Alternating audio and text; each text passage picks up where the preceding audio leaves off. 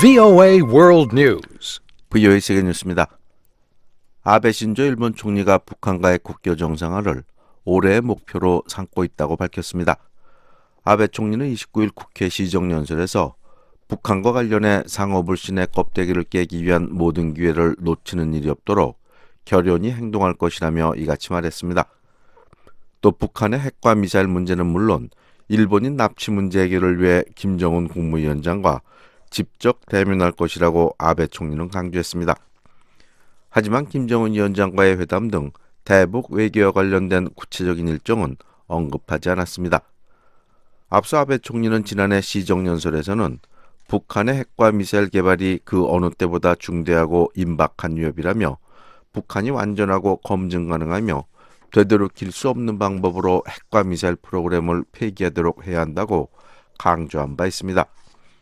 한편 아베 총리는 현재 한국과 갈등을 빚고 있는 일제 징용 피해자에 대한 배상 판결과 레이더 위협 비행 문제 등은 거론하지 않았습니다. 미국 정부가 야당과 국제사회의 퇴진 압박을 받고 있는 베네수엘라의 니콜라스 마두로 정권에 대해 강경한 입장을 밝혔습니다. 존 볼튼 백악관 국가안보보좌관은 27일 트위터를 통해 미국 외교관과 베네수엘라의 민주적 지도자인 후안 과이도 혹은 의회에 대한 어떠한 폭력과 협박도 법치주의에 대한 큰 공격이라며 이 경우 마두로 정권은 중대한 대응에 직면할 것이라고 경고했습니다. 미국 무부도 야권 지도자인 후안 과이도 국회의장이 지명한 인사를 베네수엘라의 미국 대리대사로 인정한다고 발표했습니다. 앞서 트럼프 행정부는 마두로 대통령의 재임을 불법으로 규정하며 후안 과이도 국회의장을 임시 대통령으로 인정한다고 밝힌 바 있습니다. 이런 가운데 마두로 대통령은 로페즈 국방장관과 함께 장갑차 기지 등 군 부대를 방문해 자신이 군부의 지지를 받고 있다고 주장했습니다. 미국민의 절반가량이 도널드 트럼프 대통령이 국가의 미래를 위해 올바른 결정을 하지 않는다고 생각하는 것으로 조사됐습니다.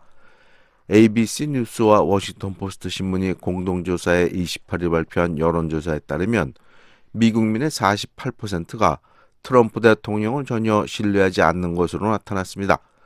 트럼프 대통령을 신뢰한다고 한 대답은 35%에 그쳤습니다. 미국민들은 반대당인 민주당에 대해서도 믿을 수 없다는 반응을 보였습니다. 미국민 37%는 민주당 소속인 낸시 펠로시 하원의장을 전혀 신뢰할 수 없다고 답했습니다. 또 공화당을 신뢰한다는 응답은 30%, 민주당을 신뢰한다는 답변은 34%로 나타났습니다. 한편 미국민의 49%는 트럼프 대통령이 경제를 잘 관리하고 있다고 답했습니다. 미국과 아프가니스탄 무장조직 탈레반이 내전 종식을 위한 평화협상에서 중대한 진전을 이룬 것으로 알려졌습니다. 28일 외신에 따르면 미국 대표단과 아프간 무장조직 탈레반은 카타르 도하에서 지난 21일부터 6일간 협상을 벌인 결과 상당한 성과를 도출한 것으로 알려졌습니다. 잘메이 할랄자드 아프간 주재 미국 특사는 이번 회담이 생산적이었으며 핵심 쟁점에서 중대한 진전을 이뤘다고 말했습니다. 익명을 요구한 탈레반 고위 당국자는 양측이 미군 철수와 알카에다 같은 외부 지하드 그룹이 아프간에서 활동하지 못하게 하는 방안에 대해 견해가 접근했다고 말했습니다. 그러면서 두 개의 위원회를 구성해 이 같은 합의를 어떻게 이행할지 구체적인 방안을 마련하기로 했다고 말했습니다. 이 당국자는 또 미군 철수와 관련해 6개월 시한을 제시했으나 이는 유동적이라고 덧붙였습니다. 아프간에서는 2001년 미군 공습 이후 탈레반과 정부군 그리고 미군이 내전을 벌여왔습니다. 중국의 유명 인권 변호사가 징역 4년 6개월형을 선고받았습니다. 중국 북동부 텐진시 법원은 28일 인권 변호사인 왕취안창 씨에게 국가전복 혐의로 징역 4년 6개월형을 선고했습니다. 또 왕취안창 씨의 정치적 권리를 5년간 박탈했습니다. 지금까지 세계뉴스의 최원기였습니다.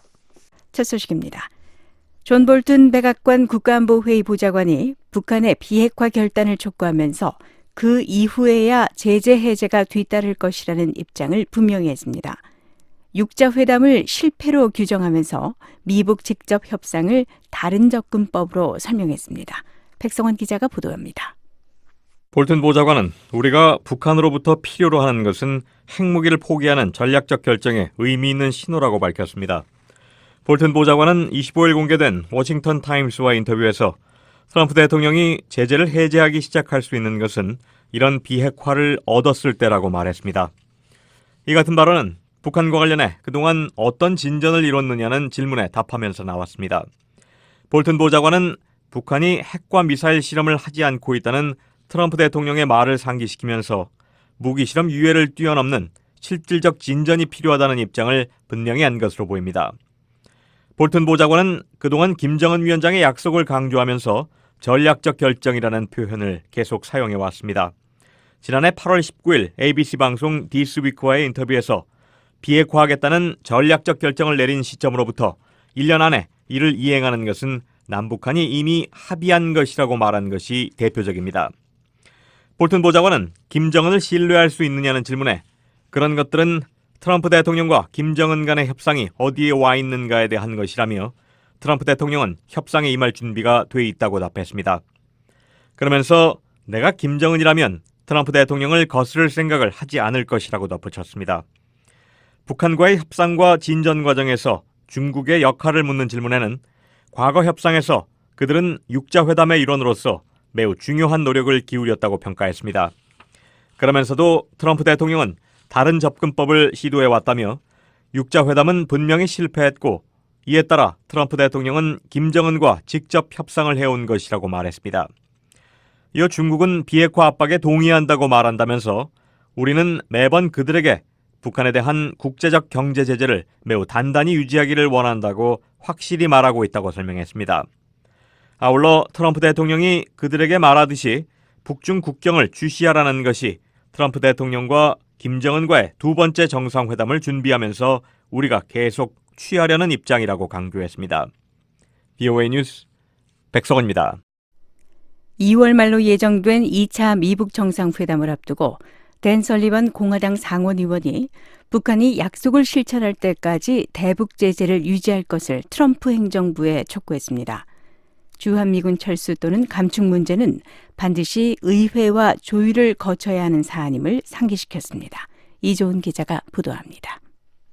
설리번 의원은 김정은이 하겠다고 말한 것을 실제로 할 때까지 대북 제재 해제는 없다고 강조했습니다. Well, I think the key is you gotta do what the president and his team have been saying, which is 설리번 의원은 24일 VOA 기자 만나 2차 미북 정상회담이 2월 말로 예정된 것과 관련해 트럼프 대통령과 그의 팀이 그동안 밝혀온 것을 그대로 하는 것이 중요하다면서 이같이 말했습니다. 북한이 비핵화 약속을 실천할 때까지 대북 제재를 해제해선 안 된다는 입장을 거듭 강조한 겁니다. 주한미군 철수 또는 감축 문제는 반드시 의회와 조율을 거쳐야 하는 사안이라는 점도 상기시켰습니다. 지난해 의회를 통과해 발효된 국방수권법에 따라 주한미군 규모를 2만 2천 명 미만으로 감축하려면 반드시 의회의 승인을 거쳐야 한다는 겁니다. 설리번 의원은 상원 군사위원으로서 의회에서 한반도 안보 정책을 주도하는 대표 의원 중 한 명입니다. 올해부터는 국방부 전 부처에 걸친 미군 준비태세를 관장하는 상원군사위 준비태세위원장으로 임명돼 활동하고 있습니다. 설리번 의원은 국방수권법에 주한미군 주둔은 평화적이고 안정적인 그리고 규칙에 기반한 국제질서를 보호하는 데 계속해서 중요한 역할을 하고 모든 국가들의 이익이 된다는 의회의 입장을 주도 작성했습니다. 또 주한미군의 상당한 감축은 협상 불가 항목이라는 상원의 인식을 법안에 포함시켰습니다. 앞서 지난 9월 상원 군사위 인준청문회에서는 불법적인 북한 핵무기에 대한 보상으로 합법적인 주한미군을 내주는 것은 전략적 참사가 될 것이라면서 트럼프 행정부가 이런 방법을 고려하는 것 같아 매우 우려된다고 지적하기도 했습니다.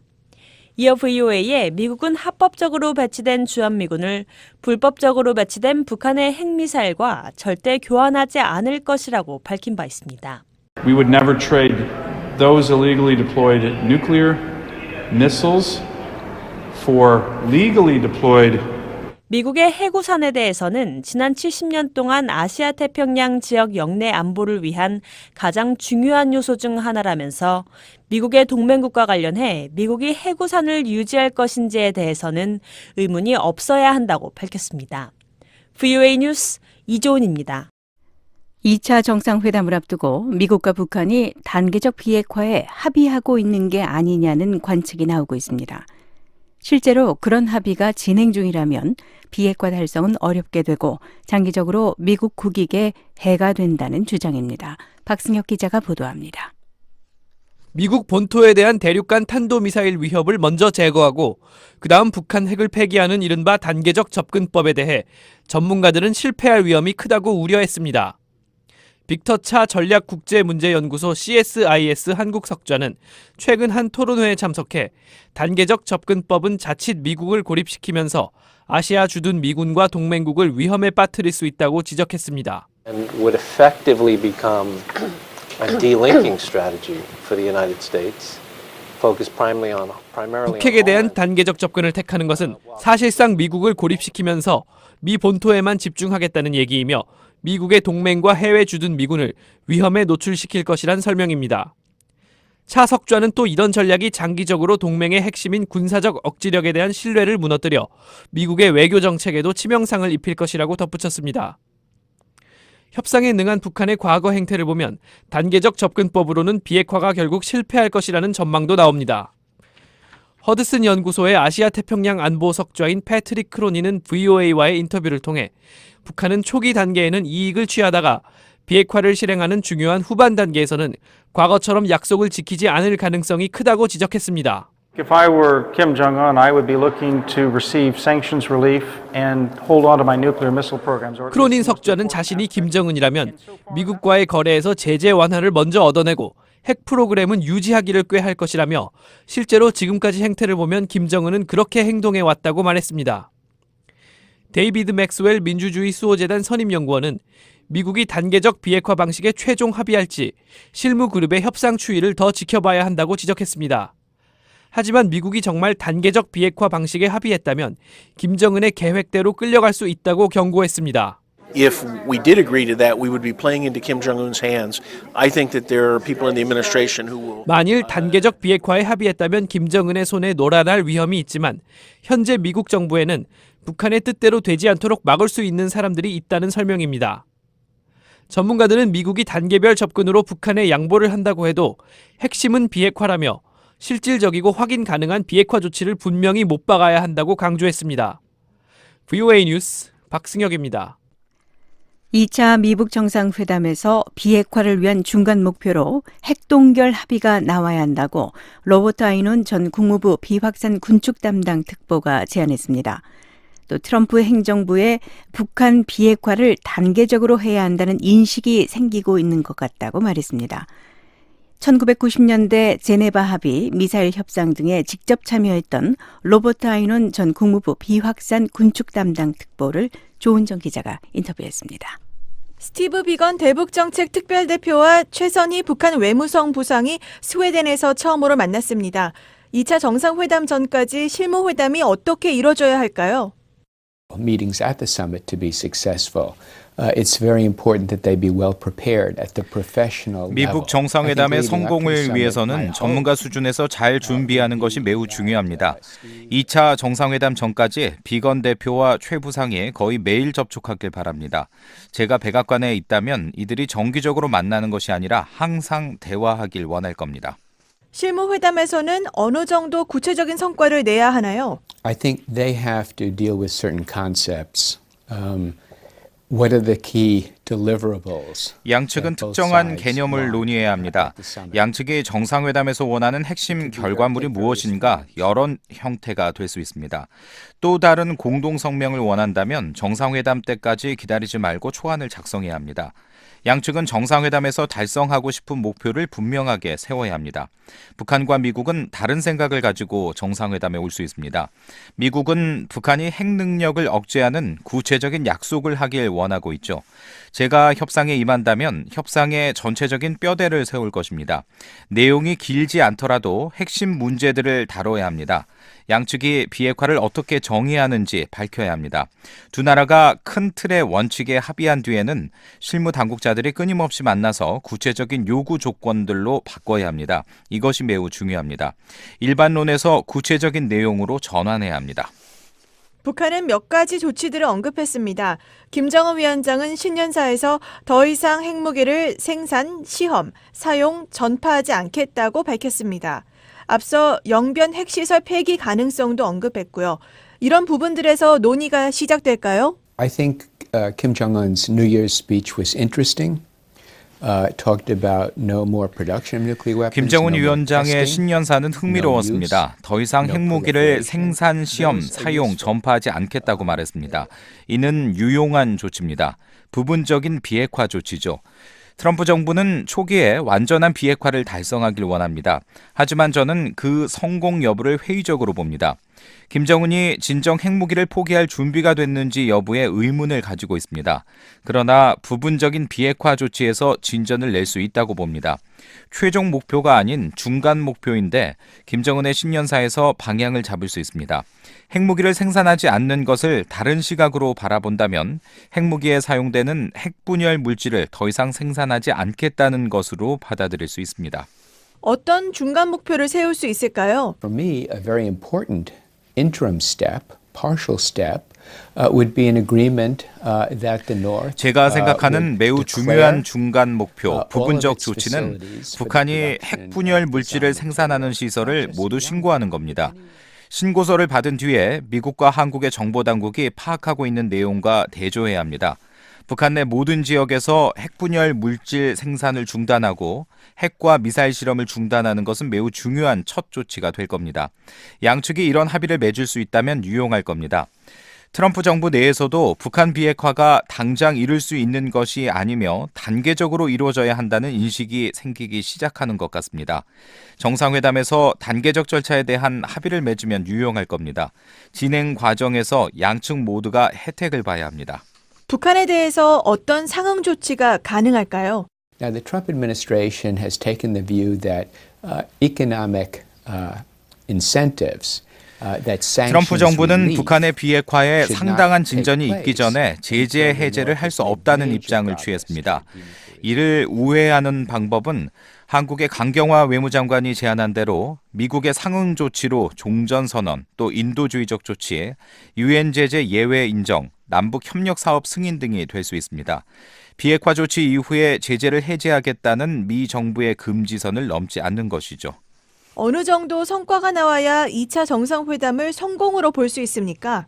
If there to be a statement of principles, it has to be a statement that resolves certain issues. 원칙에 대한 성명이 도출된다면 특정한 문제들을 해결하는 것이어야 합니다. 합의 사항에 대해 누구의 마음에도 의문이 남지 않아야 하죠. 이것은 전적으로 필수적입니다.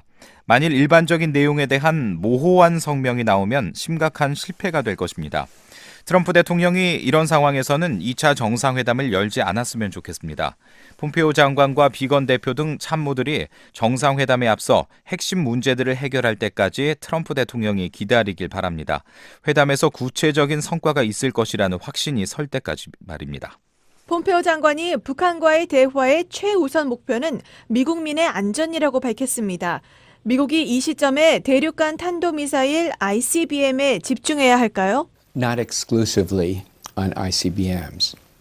I think it would be useful for the North to ICBM에 국한하기보다 북한이 미사일 비행시험 중단에 합의하도록 하는 것이 중요합니다. 비행거리 500km를 넘는 모든 미사일에 대해서 말입니다. 이 조치가 한국의 우려를 해소하지는 못할 겁니다. 지리적으로 북한과 가까운 한국의 우려를 해소하기는 힘듭니다. 미사일 기술 통제 체제 MTCR 카테고리 1에 해당되는 500kg 이상 탄두를 300km 이상 발사할 수 없도록 하는 조치를 북한에도 적용하는 겁니다. 북한 미사일을 폐기하고 검증하는 것은 불가능에 가깝습니다. 북한은 사정거리 300km 이상 되는 미사일을 수백 개 만들어 전국에 숨겨놨습니다. ICBM은 아직 몇 개 안 될 겁니다. 미사일 통제에서 가장 큰 성과는 비행시험 중단 조치입니다. 매우 높은 신뢰도로 검증할 수 있기 때문입니다. 마지막으로 2차 정상회담을 앞두고 어떤 점을 기억해야 합니까? It's important to recognize that you essentially have one decision maker. 북한에서 결정권자는 단 한 명이라는 점을 인식해야 합니다. 그 점에서 트럼프 대통령이 북한의 정상을 상대하려는 직감은 맞습니다. 그럼에도 불구하고 전문가와 실무진에서 준비해야 하는 것은 필수적입니다. 북한의 최선희 부상 등은 권한이 크지 않고 제약될 겁니다. 정상 간의 만남에서만 진정한 돌파구가 열릴 겁니다. 하지만 실무진의 준비는 절대적으로 필수적입니다. 네, 지금까지 북한과 여러 차례 협상을 벌였던 로버트 아이논 전 국무부 비확산 군축 담당 특보와의 인터뷰, 조은정 기자였습니다.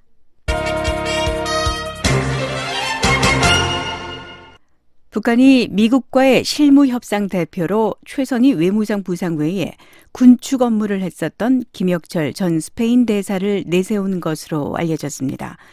대미 실무협상의 급을 낮춰서 군축 협상을 벌이면서 협상을 어렵게 끌고 가겠다는 의도라는 분석이 나왔습니다. 김칸희 기자가 보도합니다. 스티븐 비건 국무부 대북정책 특별대표의 새 협상 대상으로 북한은 제네바 북한 대표부에서 군축 업무를 했던 것으로 알려진 김혁철 전 스페인 대사를 내세운 것은 실무협상을 어렵게 끌고 가겠다는 의도로 분석됐습니다.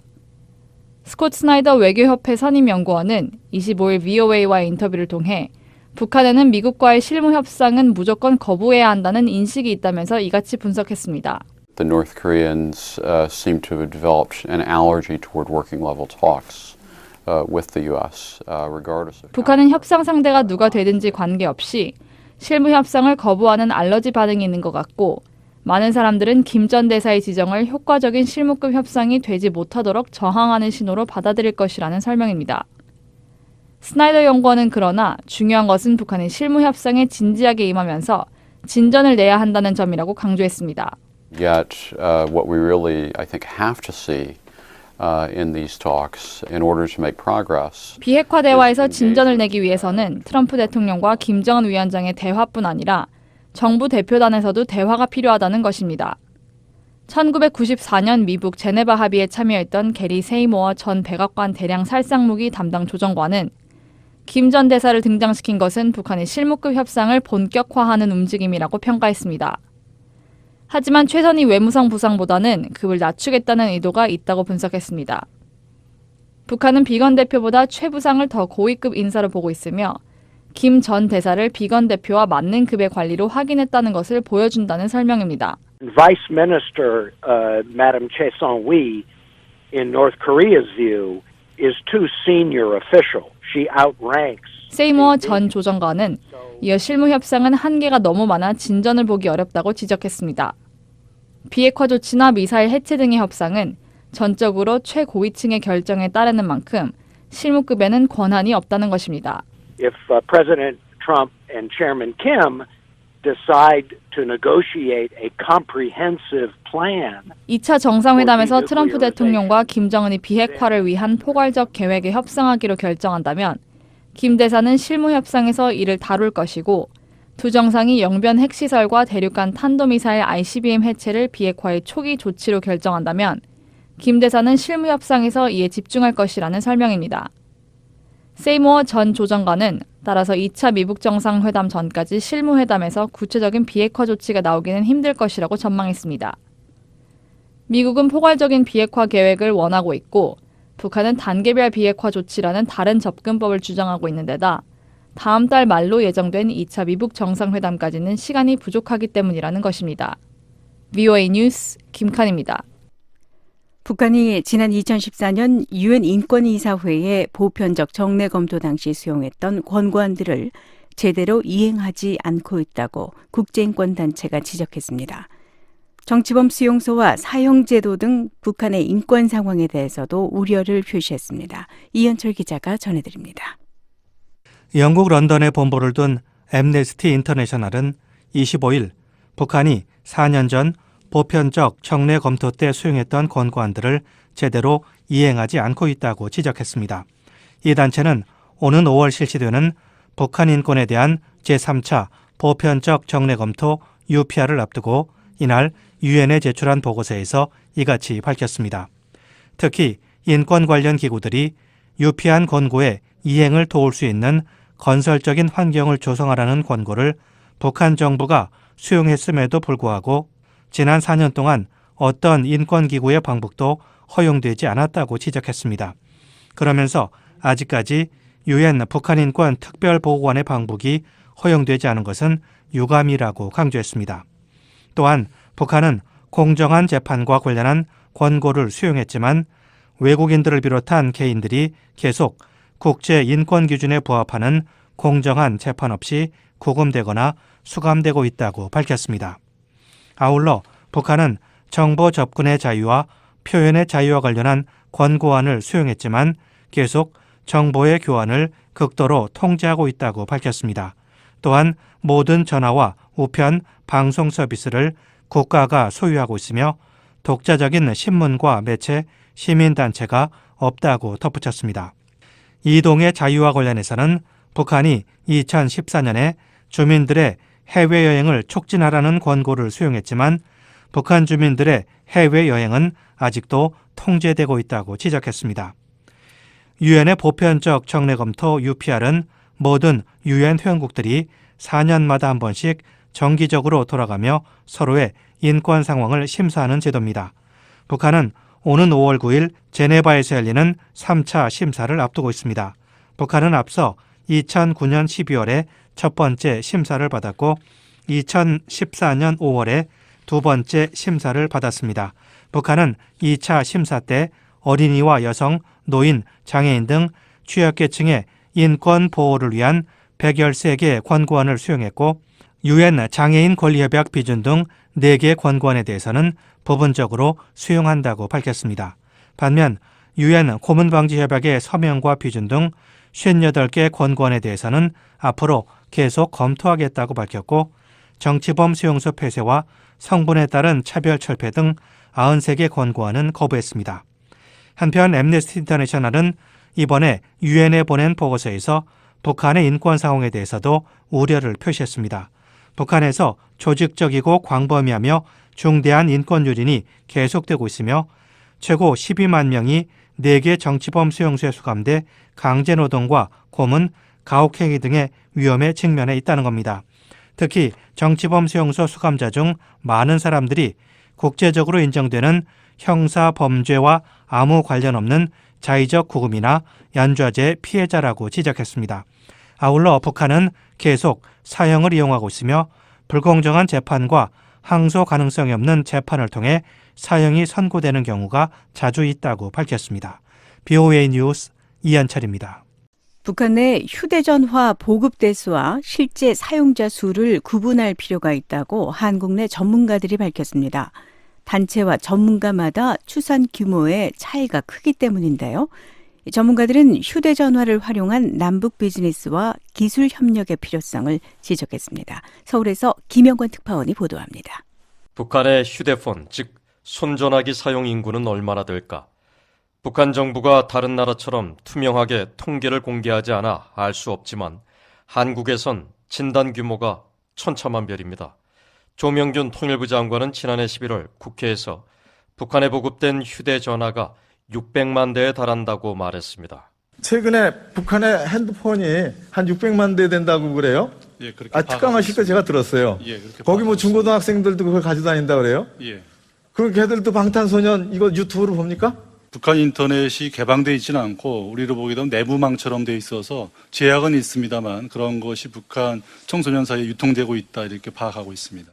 한국국정원 산하연구기관인 국가안보전략연구원은 지난해 9월 북한 휴대폰 사용자가 580만 명을 돌파했다고 발표했습니다.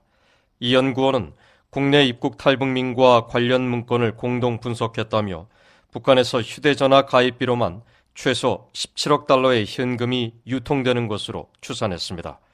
국책연구기관인 정보통신정책연구원은 최근 언론에 북한의 가입자 수를 500만 명으로 추산했고 IBK 북한경제연구소의 조봉현 부소장은 최근 토론회에서 가입 규모를 600만 명으로 추산했습니다.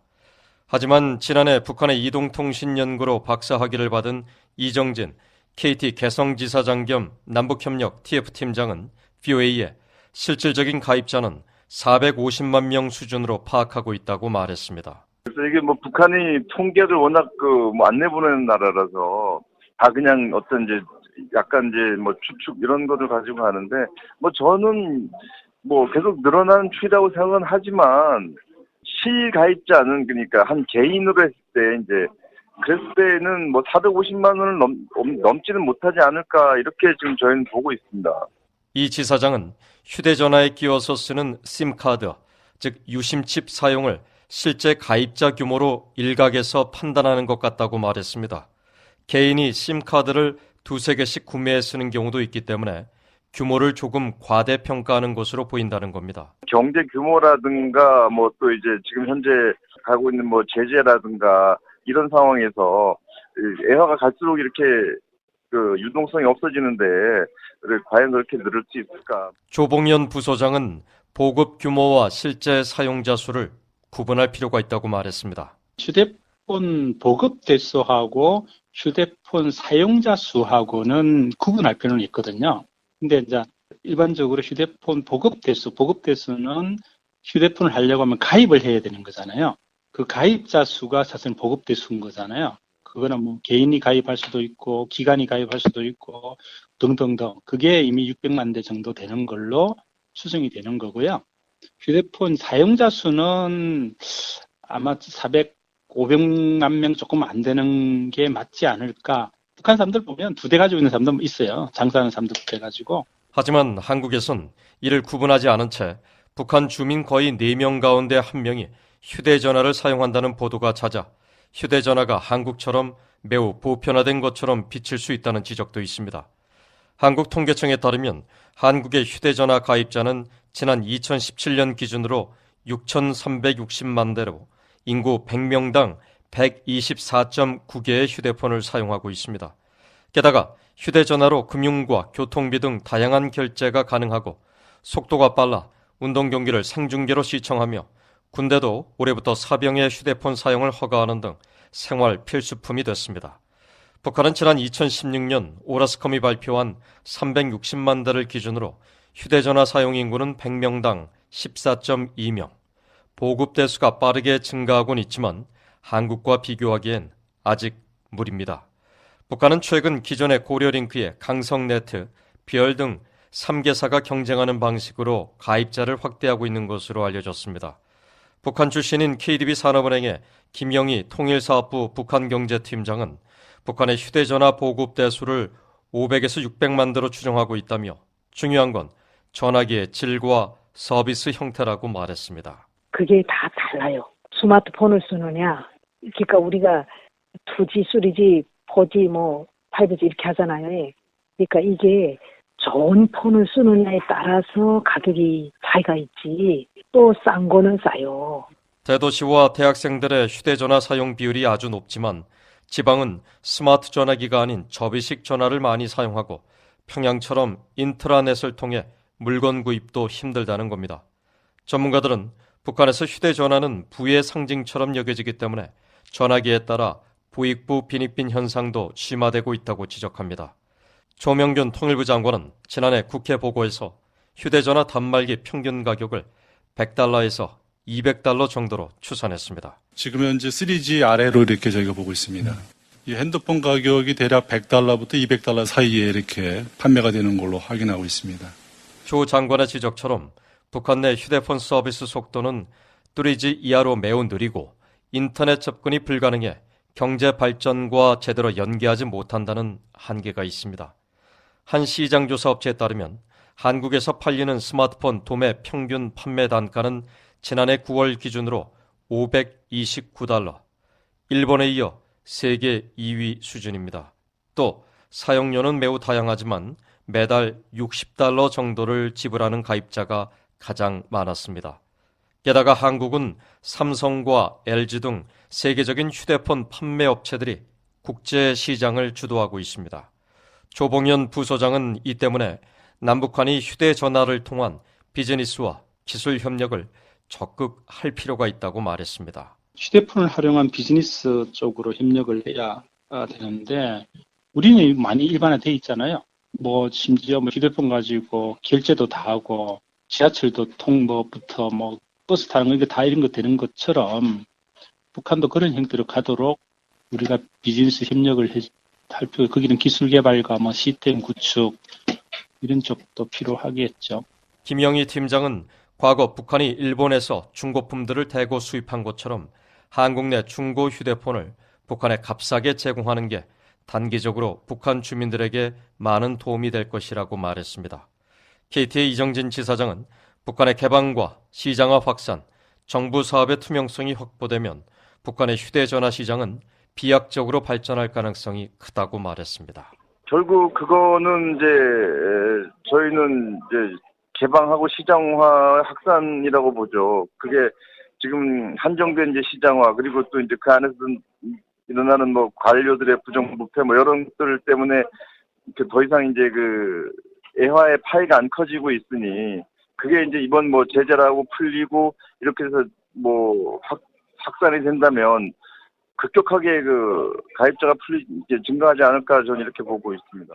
서울에서 BA 뉴스 김영권입니다.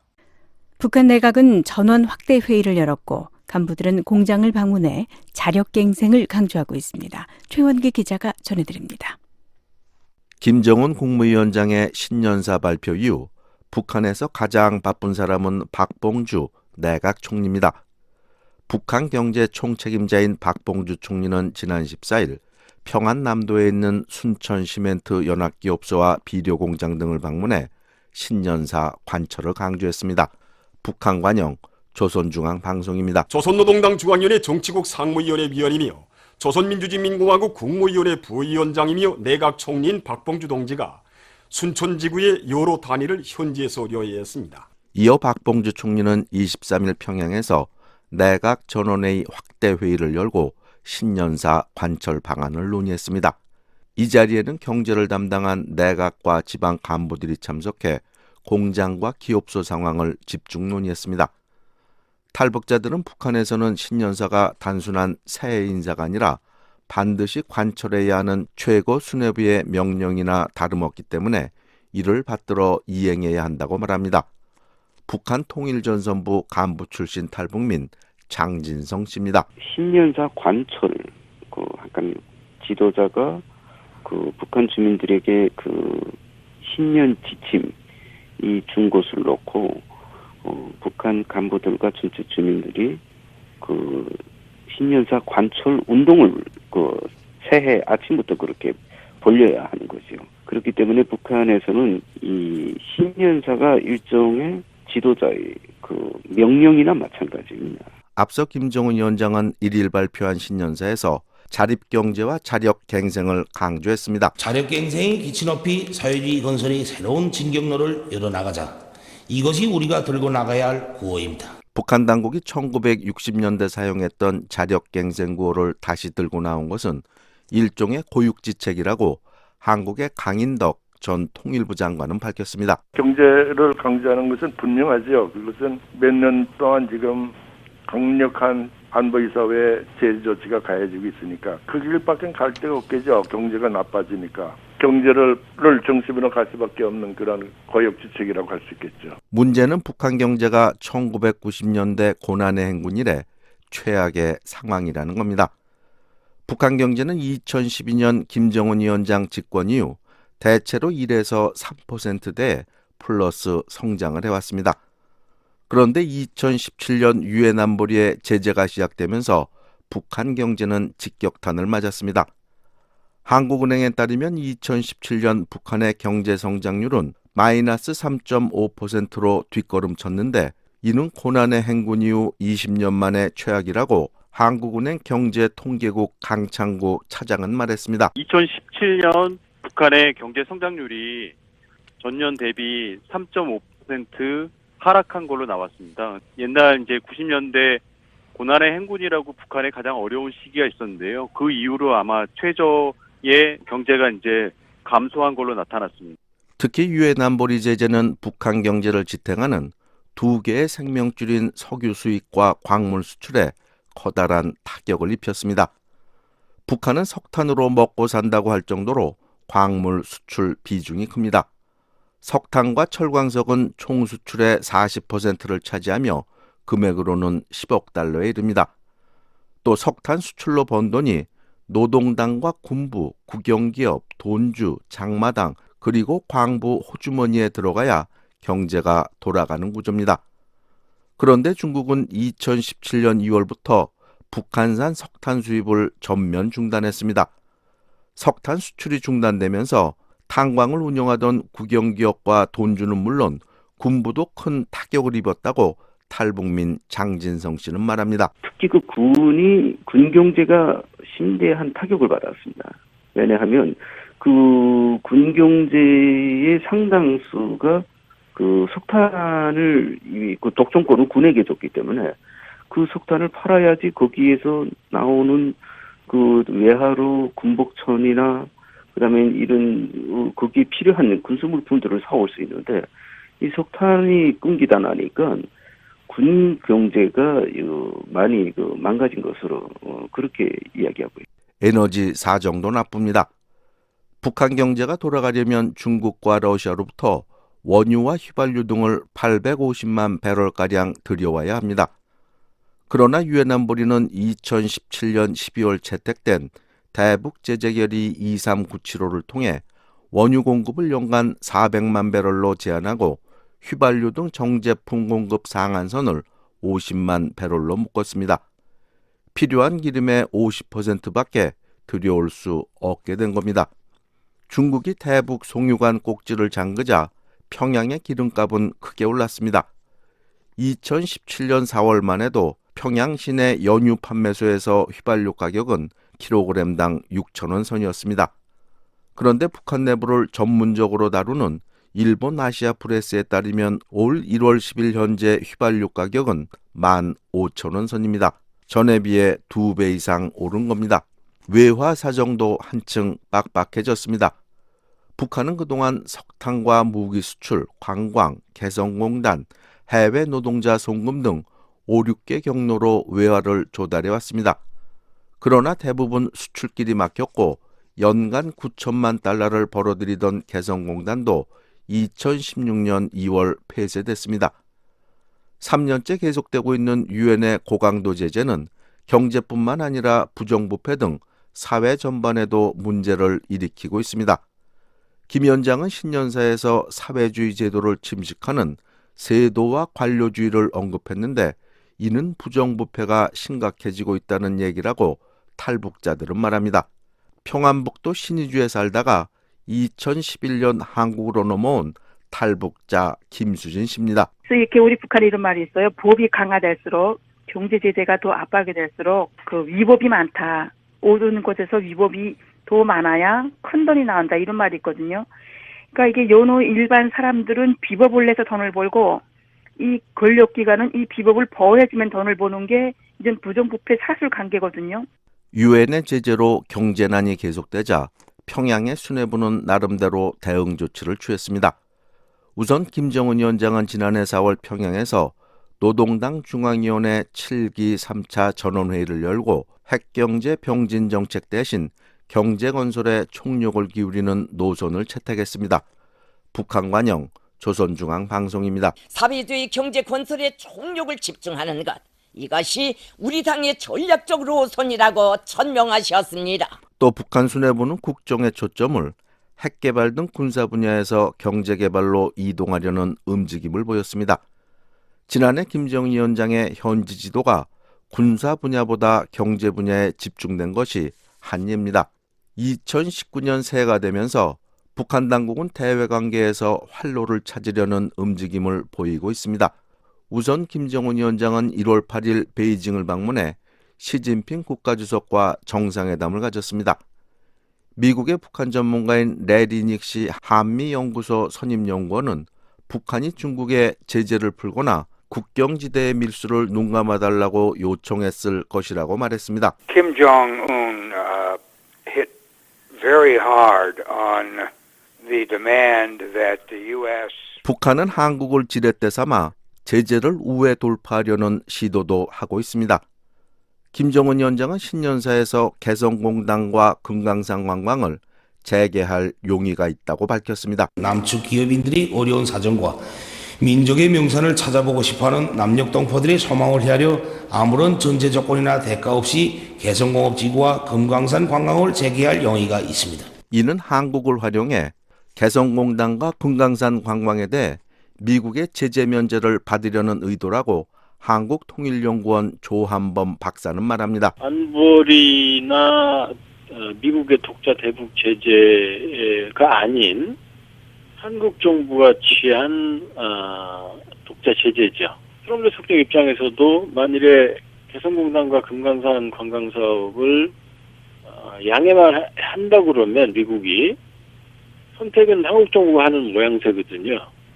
그러니까 지금 협상을 진행시키고 가는 트럼프 대통령 입장에서 이 개성공단과 금강산 관광 사업에 대해 재개에 대한 동의라고 하는 부분은 미국의 제북 제재를 푸는 것보다 훨씬 쉬운 선택지가 되는 거죠. 또 북한의 핵협상 책임자인 김영철 노동당 부위원장은 18일 백악관을 방문해 도널드 트럼프 대통령을 90분간 면담했습니다.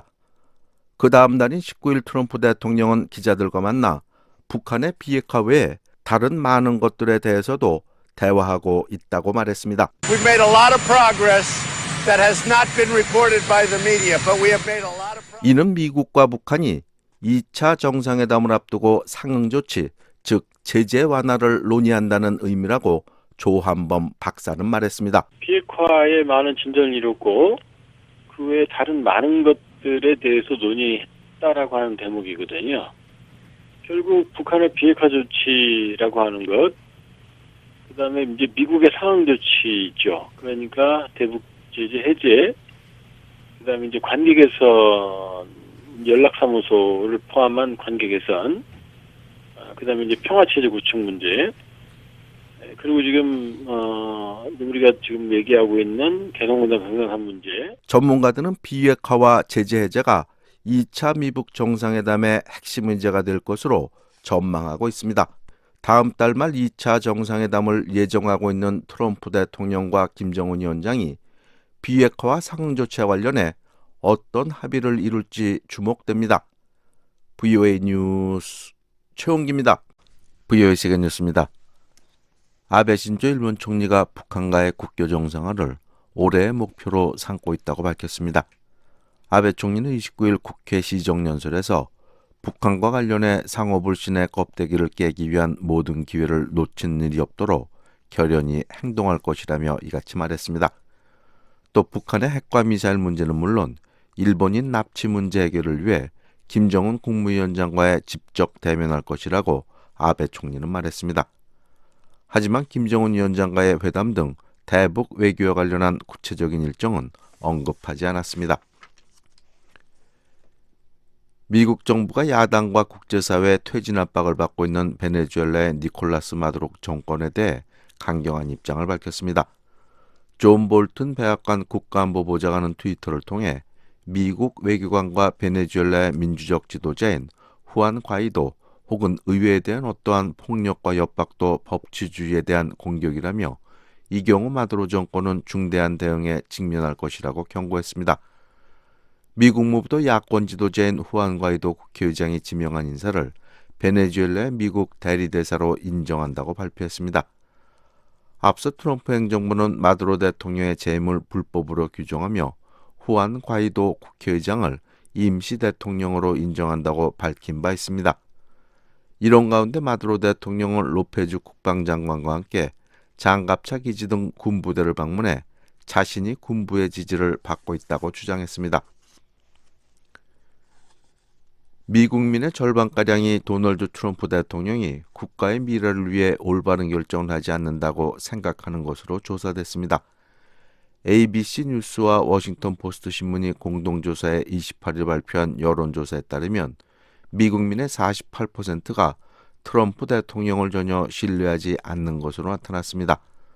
트럼프 대통령을 신뢰한다는 대답은 35%에 그쳤습니다. 미국민들은 반대당인 민주당에 대해서도 믿을 수 없다는 반응을 보였습니다. 미국민 37%는 민주당 소속인 낸시 펠로시 하원 의장을 전혀 신뢰할 수 없다고 답했습니다. 또 공화당을 신뢰한다는 응답은 30%, 민주당을 신뢰한다는 답변은 34%로 나타났습니다. 한편 미국민 49%는 트럼프 대통령의 경제를 잘 관리하고 있다고 답했습니다. 미국과 아프가니스탄 무장조직 탈레반이 내전 종식을 위한 평화협정에서 중대한 진전을 이룬 것으로 알려졌습니다. 28일 외신에 따르면 미국 대표단과 아프간 무장조직 탈레반은 카타르 도하에서 지난 21일부터 6일간 협상을 벌인 결과 상당한 성과를 도출한 것으로 알려졌습니다. 잘메이 할릴자드 아프간 주재 미국 특사는 이번 회담이 생산적이었으며 핵심 쟁점에서 중대한 진전을 이뤘다고 말했습니다. 익명을 요구하는 탈레반 고위 당국자는 양측이 미군 철수와 알카에다 같은 외부 지하드 그룹이 아프간에서 활동하지 못하게 하는 방안에 대한 견해가 접근했다고 말했습니다. 그러면서 두 개의 위원회를 구성해 이 같은 합의를 어떻게 이행할지 구체적인 방안을 마련하기로 했다고 말했습니다. 이 당국자는 또 미군 철수와 관련해 6개월 시한을 제시했으나 이는 유동적이라고 덧붙였습니다. 아프간에서는 2001년 미군 공습 이후 탈레반과 정부군 그리고 미군이 내전을 벌여왔습니다. 중국의 유명 인권 변호사가 징역 4년 6개월형을 선고받았습니다. 중국 북동부 텐진시 법원은 28일 인권 변호사인 왕치안장 씨에게 국가전복 혐의로 징역 4년 6개월형을 선고했습니다. 또 왕치안장 씨의 정치적 권리를 5년간 박탈했습니다. 왕치안장 씨는 지난 2015년 7월 200여 명의 다른 변호사와 활동가들과 함께 공안에 체포됐습니다. 체포하기 전 왕 변호사는 지하교회 사건이나 토지 수용, 파룡궁 등 정치적으로 민감한 사건에 변론을 맡아왔습니다. 왕치안장 씨는 2015년 공안에 체포돼 3년간 구금돼 있다가 지난해 12월 처음으로 비공개 재판을 받았습니다. 지금까지 세계뉴스의 최원기였습니다. 지금까지 여러분께서는 VOA 아침 방송을 들으셨습니다. VOA 아침 방송은 매일 새벽 4시부터 6시까지 2시간 동안 단파 7465, 9800, 9975kHz로 보내드립니다. 그리고 매일 저녁 8시부터 자정까지 4시간 동안 보내드리는 저녁 방송은 중파 1188kHz로 들으실 수 있습니다. 또 저녁 방송 중 밤 9시부터 10시까지는 단파 5840, 9490, 11570kHz로 밤 10시부터 12시까지는 단파 5840, 9800, 11570kHz로도 들으실 수 있습니다. 또 새벽 2시부터 3시까지 1시간 동안은 중파 1566kHz로 청취하실 수 있습니다.